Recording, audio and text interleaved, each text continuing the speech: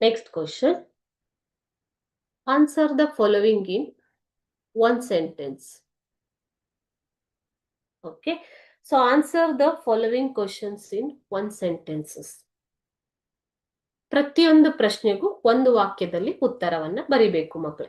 What is land use? ಭೂಪ್ರದೇಶದ ಬಳಕೆ ಅಂದ್ರೆ ಏನು ಅಂತ ಕೇಳಿದ್ದಾರೆ. ಲ್ಯಾಂಡ್ ಯೂಸ್ ಅಂತಂದ್ರೆ ಭೂಪ್ರದೇಶವನ್ನ ಬಳಕೆ ಮಾಡುವಂಥದ್ದು, ವಿವಿಧ ರೀತಿಯಲ್ಲಿ ಅದನ್ನ ಬಳಕೆ ಮಾಡೋದು. ಓಕೆನಾ?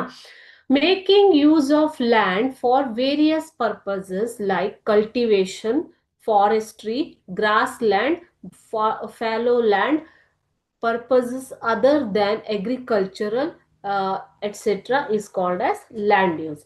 Other than agriculture ಅಂದ್ರೆ ಇಂಡಸ್ಟ್ರಿ ಇರ್ಬೋದು, ಬೇರೆ ಯಾವುದೇ ರೀತಿಯ ಬಳಕೆ ಇರ್ಬೋದು, ಭೂಪ್ರದೇಶದ ಬಳಕೆ ಅಂತ ಕರಿತೀವಿ. Okay. So making use of land, ಭೂಮಿಯನ್ನ ಬಳಕೆ ಮಾಡುವುದು. ಫಾರ್ ವೇರಿಯಸ್ ಪರ್ಪಸಸ್, ವಿವಿಧ ಉದ್ದೇಶಗಳಿಗಾಗಿ ಭೂಮಿಯನ್ನ ಬಳಕೆ ಮಾಡುವುದಕ್ಕೆ ನಾವು ಭೂಪ್ರದೇಶದ ಬಳಕೆ ಅಂತ ಹೇಳ್ತೀವಿ. ಸೊ ಯಾವ್ಯಾವುದಕ್ಕೆ ಬಳಕೆ ಮಾಡಬಹುದು? For which purposes the land can be use? For cultivation, ಬೆಳೆಗಳನ್ನ ಬೆಳೆಯುವುದು. ಫಾರೆಸ್ಟ್ರಿ, ಅರಣ್ಯೀಕರಣವನ್ನ ಮಾಡುವುದು. ಗ್ರಾಸ್ ಲ್ಯಾಂಡ್, ಹುಲ್ಲುಗಾವಲು. ಓಕೆ. ಫಾಲೋ ಲ್ಯಾಂಡ್ ಅಂತಂದ್ರೆ fallow land, grass land, purposes other than agriculture, ಕೃಷಿಯೇತರ ಬಳಕೆಗೋಸ್ಕರ ಭೂಪ್ರದೇಶವನ್ನ ಬಳಕೆ ಮಾಡುವುದು. ಈ ಎಲ್ಲ ಉದ್ದೇಶಗಳಿಗಾಗಿ ಭೂಮಿಯನ್ನ ಬಳಕೆ ಮಾಡುವುದನ್ನ ನಾವು ಲ್ಯಾಂಡ್ ಯೂಸ್ ಅಂತ ಕರಿತೀವಿ ಮಕ್ಳೆ. ಓಕೆನಾ?